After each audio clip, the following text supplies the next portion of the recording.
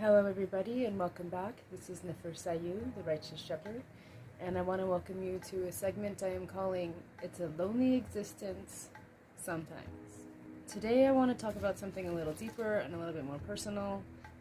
They say that God will remove any unnecessary person or an unnecessary thing from your life. I've experienced this to be true. If it doesn't serve your mission, if it doesn't serve your purpose, if it makes you a bad person, if it derails your connection to the divine in any way, it will be removed from your life, whether you do it or whether the other person does it or the other thing disappears or it comes crashing down on you and you're forced to deal with it. It's going to be removed from your life. Before I was called to this spiritual path, I was living a life of excess, and I like to paint a prettier picture of myself by saying, well, I'm not as bad as they are, I'm not that bad. You know, I would watch shows like Hoarders to make myself feel better about my own clutter, and I would watch things like Intervention so that I feel better about my own alcohol and opioid consumption, because I would look at them and I would look at their life and I would say, well, hell, I'm nowhere near that bad, right? You know, at least I can do A, B, and C, and those people are doing X, Y, and Z, and I'm not doing that. But the truth is, it was damaging my life, and it was damaging my relationships. My life was unsatisfying, and my relationships, all of them, between either my mother or my grandmother, or my husband, or my child, they were all chaotic. I came to a point where I was so exhausted, and I was so tired, and I couldn't fight anymore, and I only wanted peace. I saw the direction that I was going in my life, and I wanted peace for myself, and I wanted peace most of all for my offspring. I also wanted a pure, uninterrupted relationship with my mother and my grandmother, because up until then it had been clouded, and I didn't really know how to define that, and I just wanted to enjoy them. I just wanted them to enjoy me. I just wanted to be part of their life. I just wanted them to be part of my life without these clouds hanging over us. So I looked at what was stopping it, what was causing this tension between my relationships with my mother and my grandmother. And I took a really hard inventory at myself, and I came up with two main culprits: pain pills and money. Both of those things I had just taken upon myself to help myself to over many years. I felt that I wasn't getting the recognition that I deserved for the things that I did, so I just took what I felt that I needed, whether that was money from the bank accounts to pay for whatever, or if that was painkillers that I took out of the bottle as if they were my own. The moment that I noticed that, the moment that I took that inventory of myself, I said that I'm done.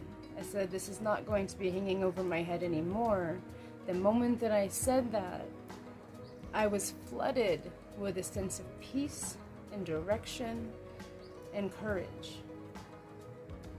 The moment that I did those things, the moment that I took back my power and gave up the power of the things that were holding me down, I was flooded with a sense of peace and courage and direction. I also needed to find out what was going on with my own marriage. There had been a lot of tension and discord there. For the sake of all those relationships, I excused myself from Western living for a period of 9 months. I had originally asked for a year, thinking that was a reasonable amount of time to get my head together and mourn properly the things that I had not yet been able to mourn in my life, to process the losses that had occurred, to think about the blessings that I had. But through the grace of God and through my mate by my side, I only needed 9 months. In 9 months, I had total clarity of cause and effect.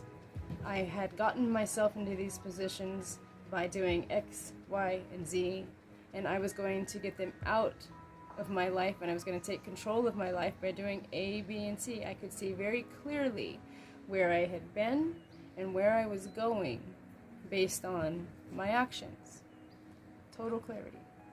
I call that the moment of my sanctification. when I finally represented myself to my blood family, I didn't make any bold claims. I didn't say, oh no, you'll see. I didn't sit there and try to convince them. I didn't say, oh no, you'll see, I'm a different person.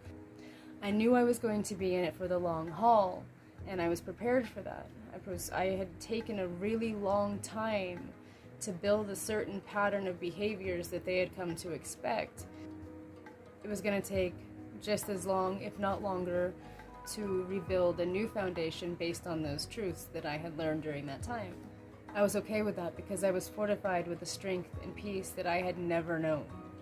I just made myself available and came to think of things like this. If the screaming and the tears and all of the tension between my mother and myself were caused by these pills, then I will eliminate that possibility from my life by not taking those pills ever again. If I found myself in pain that I just couldn't bear, I was going to have to bear it, and I was just going to have to understand that that was the balance that was needed for all the excess that I had taken over the years. I was just going to have to suffer, and I was okay with that. But the funny thing is, and this is for another video, but the minute that I stopped taking the pills, and they were supposed to be helping me get out of pain, the minute I stopped taking those pills, I stopped having the pain to the degree that I was having it. But again, a whole nother story, a whole nother testimony. So I continued to think in this pattern. If distrust and bitterness came from giving me money or paying my bills, then I was also going to eliminate that. I wasn't going to ask for money. I wasn't going to talk about my financial situation, and I wasn't going to accept money. And I put it in my head and in my heart that even if money was offered to me from these people in my life, from my mother, from my grandmother, I wasn't going to accept it because that would give them power over me. No matter how much they said it was a gift, it would give them power. And so I was going to eliminate that from my life so it could no longer cause tension between the three of us. So with these new truths in place and fortified with my new spiritual armor that I had learned in that time away, I set forth to reconnect with my blood family and soon found that no matter how I presented myself, I was still being treated unfairly. And like I said, I expected that to a certain degree because I had built a certain pattern of being untrustworthy, and now I needed to work hard to become trustworthy again. But this went deeper, and soon I noticed a pattern of not just being treated unfairly, but being treated worse than unfairly, and then eventually not being treated like anything at all, and being completely discarded. Though I remained open and non-judgmental about the things that they were doing with their life, and I was still accepting of their choices. I didn't try to force anything on them. I was still mocked for my new clean lifestyle and my new spiritual outlook, and then eventually I was rejected. I had a really hard time wrapping my head around that one. I struggled with it really bad then, and I struggle with it still from time to time. I found myself feeling very alone and very scared during those days. My husband and my offspring, they were there for me to offer support and guidance and everything, but I had no other older female that I could go to. Nobody who had walked this path before me and could give me sound advice. No other female to form a soft place to fall or a place to go just to vent my needs. And somebody who wasn't a male. I didn't have anybody to go to when the boys just couldn't understand. I was Eve again, alone in the world trying to figure things out with her husband and her offspring, and God's voice in her head to guide her. The whole time caused a little bit of discord and resentment within me. And God worked through my husband with all his patience and compassion to lead me through it and remind me of what it meant to be a matron, a mother, and a spiritual leader. He led me through those first painful days, weeks, and months when I felt that I had nobody left on the outside. He led me through it until it became a bittersweet lesson that I'm able to share with you all today. The lesson is you will never know who will be removed from your life. But once they are, you will instantly see why. I can see why my mother and my grandmother were not allowed to be a part of my life at that time, and why they're still not a part of my life to this day. You have to be prepared to walk alone from time to time for a while. Although I struggle with my place from time to time, and it still is a lonely existence sometimes, I still awaken each day in gratitude, knowing the blessings that have been given to me.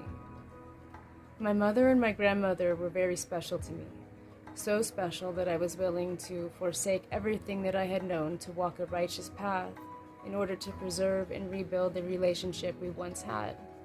I had so many plans for our futures together. But in the end, I was shown my true tribe, and though we are tiny, only 3 of us, we are very blessed and we are very strong. So that's it for today's video. Thank you for joining and listening in. Come what may, namaste, and don't let the bastards wear you down.